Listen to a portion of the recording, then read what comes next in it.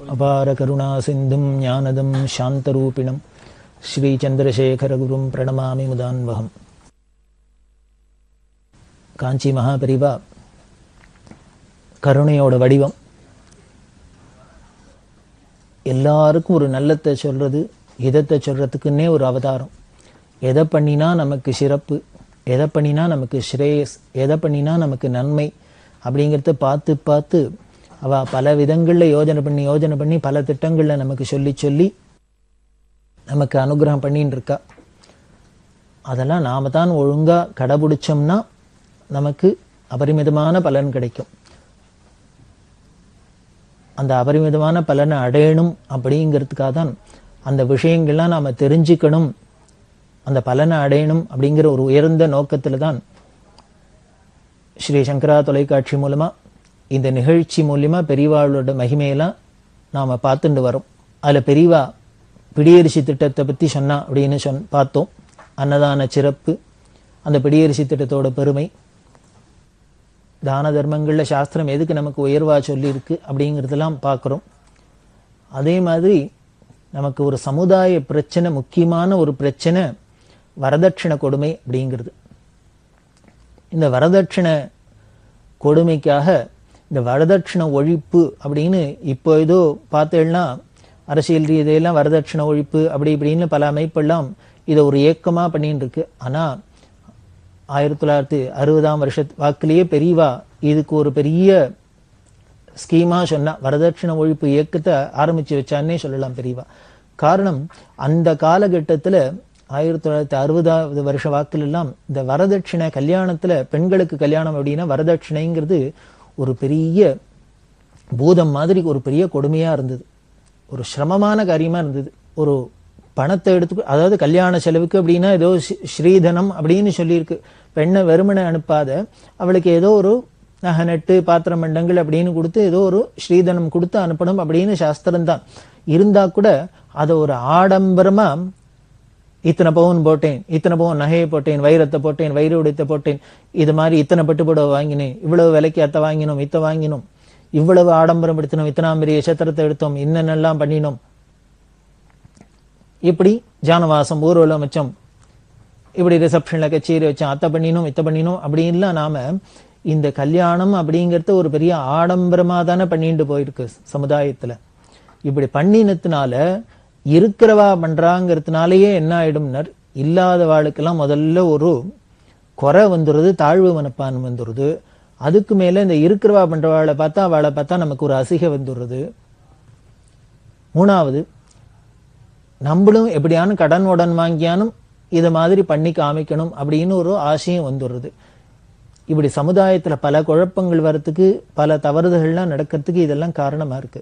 அதனால்தான் பெரியவா எந்த ஒரு விஷயமா இருந்தாலும் எளிமையா இருக்கணும்னு சொன்னது காரணமே தான்.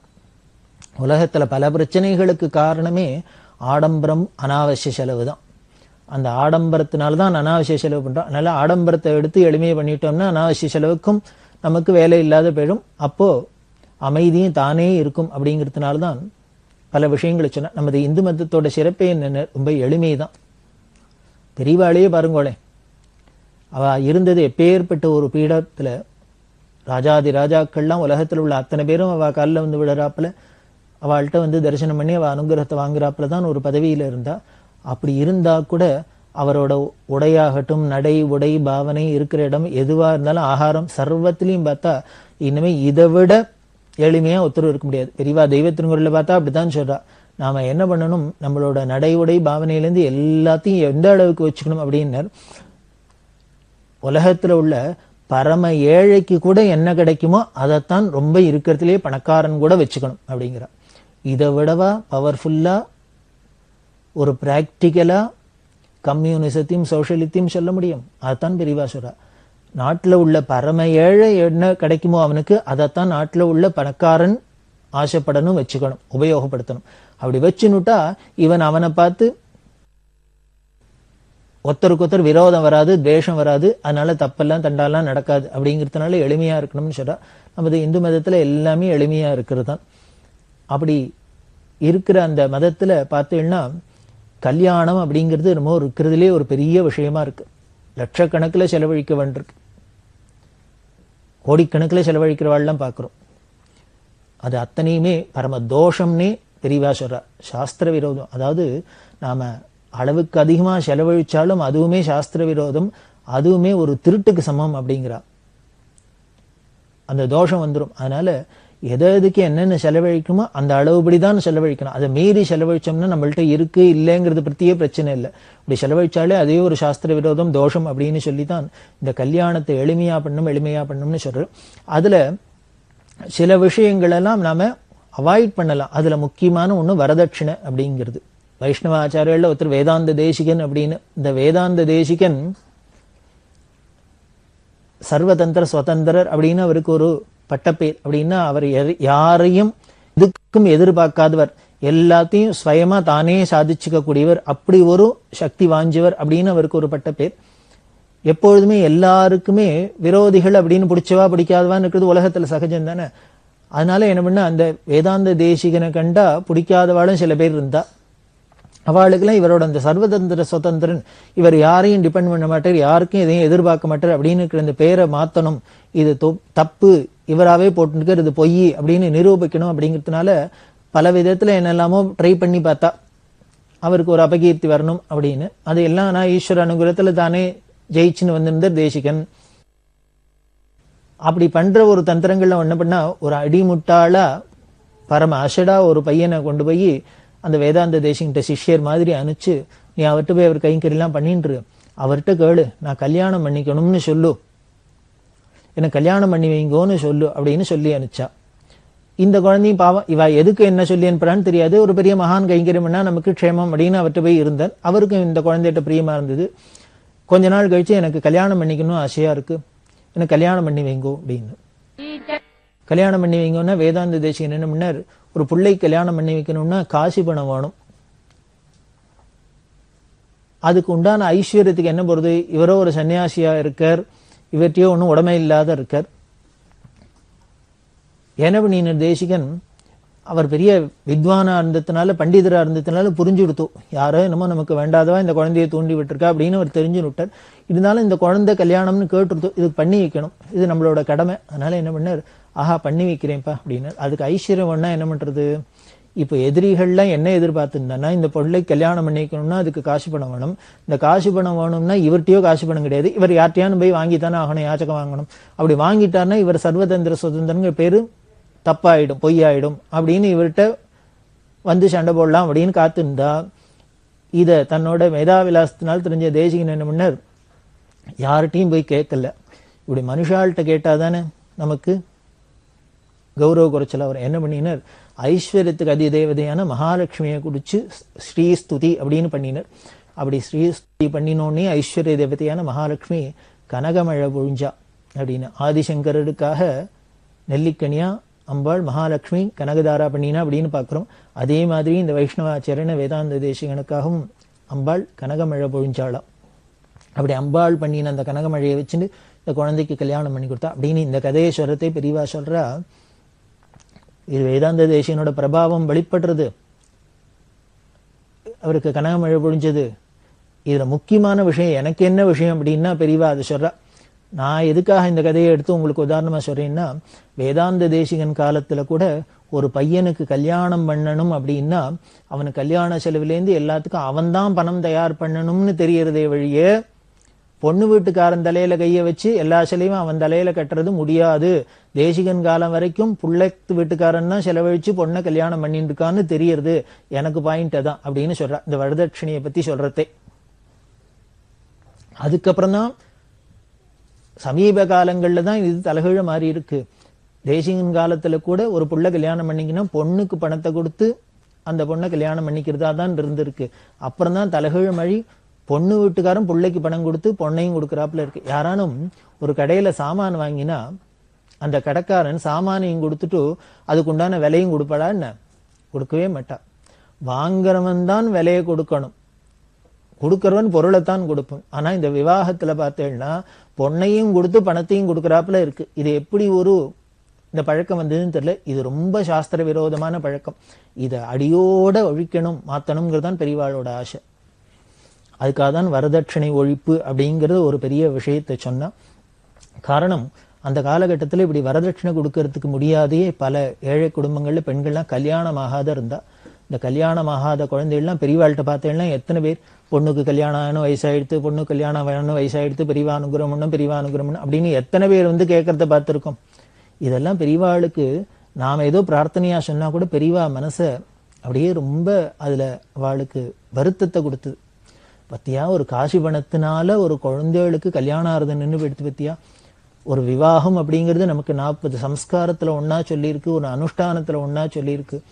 அது நடக்காத போறது பத்தியா.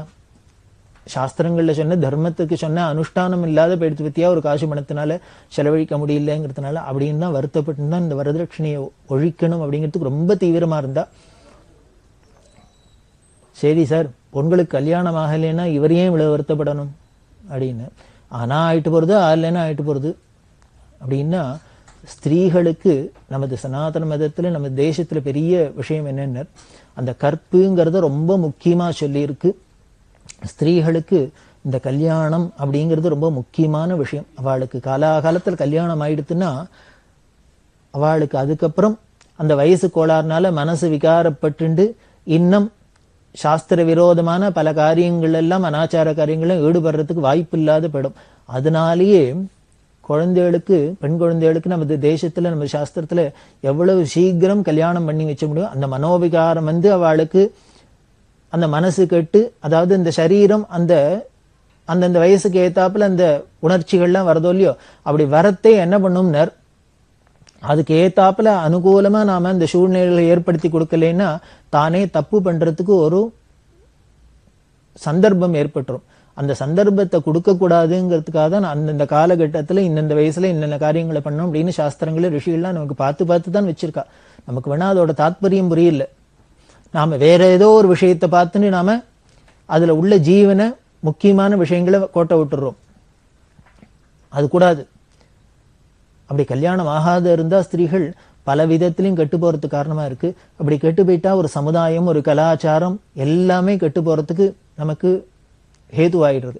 அப்படி ஆகக்கூடாதுங்கிறது காலாகாலத்துல ஸ்திரீகளுக்கு கல்யாணம் ஆகணும், ஸ்திரீகளுக்கு கல்யாணம் ஆகணும் அப்படின்னு அது ரொம்ப ஜாக்கிரதையா இருக்கணும். அவ கல்யாணம் ஆற வரைக்கும் அதான் சொல்றா பெரியவா. சாரதா சட்டத்தை பத்தி சொல்றதே, சாரதா சட்டத்துல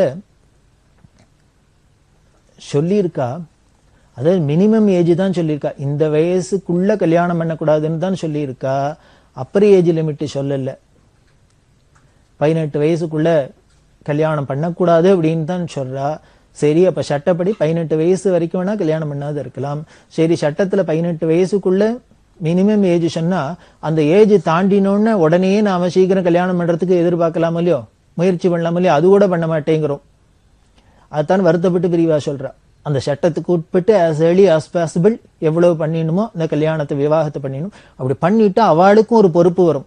ஏதோ அவ பாட்டுக்கு பொறுப்பு இல்லாத தெரிஞ்சுட்டு இருக்க மாட்டா. இந்த குழந்தைகளுக்குள்ள ஒரு செட்டில்மெண்ட் ஆயிடும். அதனாலதான் பண்ணணும் அப்படின்னு சொல்லி இந்த ஸ்திரீகள் கல்யாணம் ஆகாத இருந்தா பல விபரீதங்களுக்கு, கலாச்சார சீரழிவுக்கு காரணமாயிடும்ங்கிறதுனாலதான் பெரியவா ரொம்ப முக்கியமா இருந்து அவளுக்கு உடனே கல்யாணம் ஆகணும் கல்யாணம்னு பெரியவா தாபப்பட்டு அதுக்கு அந்த கல்யாணத்துக்கு தடையா இருக்கிற இந்த வரதட்சணை ஒழிக்கணும் அப்படின்னு பெரியவா ரொம்ப தீவிரமா இருந்தா. அதுக்கு மேல பார்த்தீங்கன்னா மாசம் மும்மாரிங்கிறோம். ஆண்டாள் சொல்றாளே, தீங்கின்றி நாடெல்லாம் திங்கள் மும்மாரி பெய்து ஓங்கு பெரும் சென்னல் ஊடு கயல் உகழ அப்படி எல்லாம் சொல்றாளே. மும்மாரி பெய்யுறது அப்படின்னா எது எதுக்கு சாஸ்திரம் சொல்லுது? மாசம் 3 மழை பொழியணும். மாசத்துல 3 நாளைக்கு 3 மழை பொழியணும். அது எது எதுக்குன்னர், 3 பேர் பண்ற காரியத்துக்காக நாட்டுல 3 மழை பொழியறதாம். அது என்னென்ன அப்படின்னர், மாசத்துல 3 நாளைக்கு 3 மழை பொழியணும். அது எது எதுக்குன்னர், 3 பேர் பண்ற காரியத்துக்காக நாட்டுல 3 மழை பொழியறதாம். அது என்னென்ன அப்படின்னர், அந்தணன்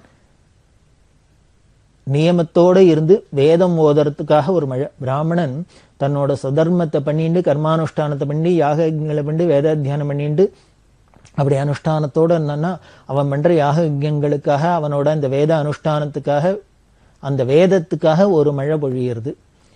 இது ஒரு மழை. 2வது மழை, அந்த நாட்டாளுற ராஜா தர்ம நெறி தவறாத நீதிமானா இருந்து ஆட்சி பண்ணினான்னா அந்த நீதி நெறி வழுவாத அந்த ஆட்சிக்காக ஒரு மழை. 2 மழையாச்சு. 3வது மழை எதுக்குன்னர், அந்த நாட்டில் உள்ள பெண்கள்லாம் கற்போட இருந்தா, கற்பு நெறி தவறாத இருந்தா, ஒழுக்கத்தோட இருந்தா, சீலத்தோட இருந்தா, அவளோட அந்த கற்புக்காக ஒரு மழை அப்படின்னு சொல்லியிருக்கு. இந்த மும்மாரியில பார்த்தேன்னா இந்த காலகட்டத்தில் பிராமணர்கள்லாம் தங்களோட ஸ்வதர்மத்தை விட்டுட்டு எங்கெங்கெல்லாமோ போய் வேதம் இல்லை, அத்தியனம் இல்லை, அனுஷ்டானம் இல்லை, யாகக்கியம் இல்லை அப்படின்லாம் இருக்கு. ஸோ அதனால இந்த காலகட்டத்தில் அப்பெல்லாம் ரெகுலராக டான்னு மழை பெஞ்சது, எல்லாம் நதிகள் எல்லாம் தண்ணி பிரவாகமாக ஓடிந்தது, எல்லாம் முப்போகம் விளைஞ்சிருந்தது, எல்லாரும் சுபீட்சமாக இருந்தா க்ஷேமா இருந்தா அப்படின்னா என்ன இதுக்கெல்லாம் காரணத்தை யாரணும் ஆராய்ஞ்சு பார்க்குறோமா? வேற ஏதோ விஞ்ஞான ரீதியாக எல்லாமோ காரியத்தை பார்க்குறோம். ஆனா அதுக்கு மேல சூக்ஷ்மமான இந்த காரணம்தான். அப்படி இல்லாதனால போயிடுத்து. ராஜாக்களும் தர்ம நீதி தவறாத ஆட்சி பண்றாளா அப்படின்னா அது ஒரு பெரிய கேள்விக்குறி. அதனால அவளுக்காகவும் மழை பெய்யறதுக்கு வாய்ப்பு இல்லாத இருக்கு. இப்ப இனிமே மாசத்துல மும்மாரின்னு போய் ஒரு மாதிரி தான் பொழியலாம். அந்த ஒரு மாதிரியும் என்னன்னு இந்த ஸ்திரீகளோட கற்பு ஒழுக்கத்துக்கு நடவடிக்கைக்கு தான். இன்னும் அதையும் நாம கொடுத்துட்டோம்னா அப்புறம் முழுக்க மழையே இல்லாதன்னா போயிடும். அதனாலதான் பெரியவா என்ன அப்படின்னா அந்த ஸ்திரீகளுக்கெல்லாம், குழந்தைகளுக்கெல்லாம், பெண் குழந்தைகளுக்கெல்லாம் காலாகாலத்துல கல்யாணம் ஆகணும், காலாகாலத்துல கல்யாணம் ஆகணும், எல்லோரும் ஒழுங்கா இருக்கணும், நெறிமுறையோட இருக்கணும், கற்போட இருக்கணும் அப்படிங்கிறதுக்காக தான் இந்த வரதட்சணை ஒழிக்கணும். அப்படின்னா அதுக்கு என்ன பண்ணா இப்படி எல்லாம் சொல்லி அட்வைஸ் எல்லாம் பண்ணி பார்த்தா இது எத்தனை பேர் கேட்க முடியாது, தெரியாது நமக்கு. என்ன பண்ணா இந்த பசங்களுக்கெல்லாம் கல்யாண வயசுல இருக்கிற பசங்களுக்கெல்லாம் பெரியவா ஒரு வேண்டுகோள் கொடுத்தா. நமக்கு சாஸ்திரத்துல அப்பா அம்மா ஷரத்தை தான் கேட்கணும் அப்படின்னு சொல்லியிருக்கு. அவளை மீறி எதுவும் பண்ணக்கூடாதுன்னு இருக்கு. ஆனாலும் நான் ஒரு குருங்கிற ஸ்தானத்துல இருந்துட்டு உங்களெல்லாம் அப்பா அம்மா ஷரத்தை கேட்காதீங்கன்னு சொன்னா அது தர்மமும் இல்லை. நான் குருவா இருக்கிறவனே அப்பா அம்மா ஷரத்தை கேளுங்கன்னு தான் சொல்லணும். ஆனா ஒரு விஷயத்துக்கு மட்டும் சரி, இந்த கல்யாண விஷயத்துல உங்களுக்கு கல்யாணம் பண்ணி வைக்கிறது, இவ்வளவு வரதட்சணை கொடுத்தாதான் என் பிள்ளைக்கு கல்யாணம் பண்ணிப்பேன், இவ்வளவு வரதட்சணை கொடுத்தாதான் சீரசனத்தி பண்ணாதான் என் பிள்ளைக்கு கல்யாணம் பண்ணிப்பேன்னு உங்க அப்பா அம்மா சொன்னாள்னா நீங்க தயவு பண்ணி ஒண்ணு பண்ணுங்கோ, சத்தியாகிரகம் பண்ணுங்க. அவ சொன்னதை கேட்காதீங்கன்னு சொல்லல, சத்தியாகிரகம் பண்ணிங்கோ. என்ன பண்ணணும் அப்படின்னு ஒத்துழையாமை இயக்கம் அப்படிங்கிற அது மாதிரி என்ன பண்ணணும்னர், நீ இது மாதிரி வரதட்சணை கேட்டா, சீரசனத்தி கேட்டா நான் கல்யாணமே பண்ணிக்க மாட்டேன்னு அப்பா அம்மாட்ட சொல்லுங்க அப்படின்னு இந்த இளைஞர்களுக்கெல்லாம் பெரியவா வேண்டுகோள் விடுக்கிறா.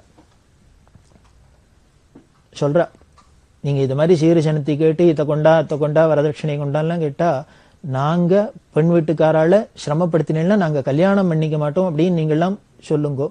அப்படி சொன்னேன்னாலே தன் குழந்தை கல்யாணம் பண்ணிக்காத இருக்கிறத பார்த்து என் அப்பா அம்மாக்குன்னு மனசு சமாதானமாக, அதனாலேயானும் உங்களை சந்தோஷப்படுத்தணுங்கிறதுக்காக அவ அதெல்லாம் வேண்டான்னு சொல்லலாம் அப்படின்னு எல்லாம் தாப்பப்பட்டா.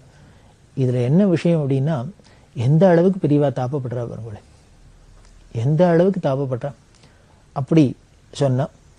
அதே மாதிரி பத்திரிகை என்ன பண்ணா அதுக்கு இன்னொரு பிரம்மாஸ்திரத்தை போட்டா.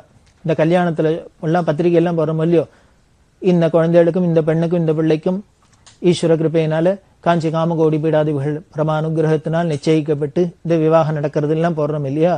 அப்படி பத்திரிகை போறதே நீங்க வரதட்சணை வாங்கிண்டேன்னா, சீரசனத்திலாம் கேட்டு வரதட்சணை வாங்கிண்டா அந்த பத்திரிகையில காஞ்சி காமகோடி பீடாதிவிதிகள் அனுகிரகத்தினாலன்னு என் பேரை போடக்கூடாது அப்படின்னா. அப்படி வரதட்சணை வாங்கினேன்னா, சீரசனத்தின்னு கேட்டேன்னா, அதை ஒரு வியாபாரமா பண்ணினேன்னா விவாகத்தை, அதுல என்னோட அனுகிரகம் இருக்குன்னு நீங்க சொல்லப்படாது, கிளைம் பண்ணிக்கப்படாது, என் பெயரை போடக்கூடாது அப்படின்னா. இப்படி பெரியவா என்னெல்லாமோ சொல்லி பார்க்குறா. நமக்கு உடனே ஒரு பெரியவா அனுகிரகம் தானே வேணும்னு எல்லாம் படுத்தணும், அது வேண்டான்னு யாரானு விடுவோமா? விடமாட்டோம் அப்படிங்கிற ஒரு நம்பிக்கை பெரியவாளுக்கு. காசு பணத்தை விட நமக்கு பெரியவா அனுகிரகம் தான் முக்கியம் அப்படின்னு நாம நினைச்சுப்போம். அப்படிங்கிறதுனால இப்படி சொன்னா. அப்படி சொல்ற, அப்படி வாங்காத போடுற பத்திரிகையா இருந்தா அதுல வரதட்சணை எதுவும் வாங்கப்படாத விவாகம்னு பத்திரிகையே பிரிண்ட் பண்ணுங்கிற, பத்திரிகையிலே போடுங்கோ வரதட்சணை எதுவும் வாங்கப்படாத விவாகம் அப்படின்னு. அதுல வார்த்தை பாருங்க, வரதட்சணை வாங்காத விவாகம் அப்படின்னு சொல்லல, வரதட்சணை எதுவும் வாங்கப்படாத அப்படிங்கிற. அப்ப எதுவும்னா என்ன, கேஷா தான் வாங்கினேன்னு இல்லை, டவுரின்னு ஏதோ பணமா வாங்கினோன்னு இல்லை. இதுக்கு பதிலா பணத்துக்கு பதிலா நீங்க இன்னும் 4 பவுனா சேர்த்து போட்டுருங்கோ, இன்னும் 4 வெள்ளி பாத்திரமா வாங்கி கொடுத்தோம் அப்படின்னு சொல்லாத. கேஷோ கைண்டோ எந்த விதத்திலையும் அவளை கம்பல் பண்ணாத, அவளாவே அவ சக்திக்கு உட்பட்டு தங்கள் குழந்தைக்கு என்ன பண்றாலும், எந்த அப்பாவும் தன் குழந்தைக்கு பண்ணாத யாருக்கு பண்ண போற ஆசையா, அது வேற விஷயம். நம்மளாவே எதுவும் கேட்கவே கூடாது. கல்யாணம் ஜாதகம் பார்த்தோமா, பொருந்தி இருந்ததா, பிடிச்சிருந்ததா, மனசுக்கு உடனே அடுத்தது முகூர்த்தம், கல்யாணம், வீட்டுக்கு வரணும், அப்படிதான் இருக்கணும் அப்படின்னு ஆசைப்பட்டா. அதனால வாங்கப்படாத விவாகம்னு போடுங்கோ அப்படின்னா. அதுக்கும் மேல என்ன பண்ணார், மடத்துக்கு ரொம்ப பெரியவா பக்தர், மடத்துல கைங்கெல்லாம் பண்ணிட்டு எல்லாம் பெரியவாளுக்கு அடிக்கடி வந்து தரிசனம் பண்றார். அவர் பிள்ளைக்கு கல்யாணம், பத்திரிகை அனுப்பிச்சிருந்தா. அந்த புள்ள கல்யாணத்துக்கு பத்திரிகை அனுப்பிச்சிருக்காரு. அவரோட உறவுகாரர் இன்னொருத்தர், அவரும் மடத்துக்கு அடிக்கடி வரவர். அவர் பெரியவா தரிசனத்துக்கு வந்தார். பெரியவா அவர்கிட்ட கேட்டா, உன் உறவுகாரன் பிள்ளைக்கு கல்யாணம் உனக்கு தெரியுமோ இல்லையோ அப்படின்னு. ஆமா தெரியும். நீ போப்பறையோ? போப்பறேன் அப்படின்னு. அவன் பத்திரிக்கை உனக்கு அனுப்பிச்சிருக்கானா? பாத்தியா? பார்த்தேன் அப்படின்னு. அதுல என்ன ஒரு விசேஷம் பார்த்தியோன்னு. உடனே இவருக்கு வந்தவருக்கு புரியல, என்ன உறவுகாரர் கல்யாண பத்திரிகையில என்ன விசேஷம், நான் கவனிக்கல. என்ன அந்த பத்திரிகையை பாரு அப்படின்னு எடுத்துன்னு வர சொன்னா. பார்த்தா எல்லாம் படிச்சு பார்த்தாலும் சரியா இருக்கு, இவருக்கு ஒன்றும் புரியல, தப்பா ஒன்றும் வாசகம் தெரியல. இவர் சொன்ன எனக்கு புரியல அப்படின்னு. பெரியவா சொன்னா, அதில் இப்போ எல்லாரும் போறாளே, இந்த காஞ்சி காமகோடி பீடாதி வெள்ள ஆச்சாரியோட அனுகிரகத்தினால நிச்சயிக்கப்பட்டு அப்படின்னு போட்டிருக்கே, இதுல அந்த வார்த்தை இருக்கோ பார்த்தியோ அப்படின்னு. பார்த்தா அது மிஸ் ஆயிருக்கு. இல்ல, இது வந்தவருக்கு ஆச்சரியமா இருந்தது. அவனோ மடத்துல ரொம்ப பக்தர், பெரியவாள்கிட்ட பக்தி, எப்படி இது விட்டு போயிடுது அப்படின்ட்டு உடனே என்ன பண்ண, ஐயோ இதானும் பிரிண்டிங் மிஸ்டேக்கா இருக்கும், விட்டு போயிருக்கும், நான் வேணா அவர்கிட்ட போய் சொல்றேன்னு. அதுக்கு பெரியவா சொன்னா, எல்லாம் இல்ல, விட்டெல்லாம் போகல, அவன் வேணும்னு தான் விட்டுருக்கான் அப்படின்னு. இது சொன்னோடனே வந்தவருக்கு ரொம்ப மனசு தாபமா இருந்தது. ஏன் இப்படி விட்டுட்டான் சரி புரியலையே அப்படின்னா. பெரியவா சொல்றா, நான் வரதட்சணை வாங்கினா என் பேரை பத்திரிகையில போடப்படாதுன்னு சொன்னேன் இல்லையோ, அவன் என்ன பண்ணிட்டான், வரதட்சணை வாங்கிட்டான், அதனால என் பேரை போடல, அதனால அவன் ரொம்ப நல்லவன் தானே அப்படின்னா. பெரியவா சொல்றா, இப்ப அவன் வரதட்சணை வாங்கிட்டு என் பேரையும் போட்டான்னா நான் என்ன அவன் மேல கேஸா போட முடியும்? போட முடியாது, ஒண்ணும் பண்ணிக்க முடியாது. அதனால நான் வரதட்சணை வாங்கினா என் பேரை போடப்படாதுன்னு, வரதட்சணை வாங்காதீங்கன்னே அதை கேட்க முடியல, வரதட்சணை வாங்கினா என் பேரை போடாதீங்கன்னே அதை கேட்டுட்டான் அப்படிங்கிற. அதாவது என்ன, உங்க ஆசீர்வாதம் அப்படின்னு நாம பிரார்த்தனை பண்ணலைனாலும் பரவாயில்ல, நீங்க ஆசீர்வாதம் பண்ணலைனாலும் பரவாயில்ல, எனக்கு 1000 ரூபா 2000 ரூபாய் பணம் வந்தா போறோம் அப்படிங்கிற அளவுக்கு நமக்கு பணத்து மேல ஒரு மோகம் வந்துடுறது அப்படிங்கிறது தான் நீங்க சுட்டி காமிச்சா பெரியவா. இப்படி வரதட்சணை வாங்கினா அந்த கல்யாணத்துல தன்னோட ஆசீர்வாதம்னு போடக்கூடாதுன்னு சொன்னா. அதனால நாம எல்லாரும் தெரிஞ்சுக்கணும், பெரியவா ஆசீர்வாதம் பரிபூர்ணமா இருக்கணும் அப்படின்னா பெரியவா சொன்னபடி அந்த எளிமையான விவாகத்தை நாம வச்சுக்கணும். யாரையும் எதையும் நிர்பந்தப்படுத்தப்படாது. எதுவா இருந்தாலும் சாஸ்திரத்துக்கு உட்பட்டு இருக்கணும், சாஸ்திர விரோதமா எதுவும் இருக்கப்படாது அப்படின்னு பார்க்கணும். அப்படி எல்லாம் பண்ணினாலே பெரியவா அனுகிரகம் பரிபூர்ணமா நமக்கு இருக்கு அப்படிங்கிறது இந்த நிகழ்ச்சிகள் மூலமா தெரியறது. இதுதான் பெரியவாளோட அனுகிரகத்தை அடையறதுக்கு வழின்னு சொல்லி அந்த வழியிலேயே நடக்கிறதுக்கு நாம முயற்சி பண்ணுவோம். அப்படி நடக்கிறதுக்கு பெரியவாளே நமக்கு அனுகிரகம் மட்டும்னு சொல்லி தொடர்ந்து அவளோட அனுகிரகத்தை நாம அனுபவிக்கலாம்.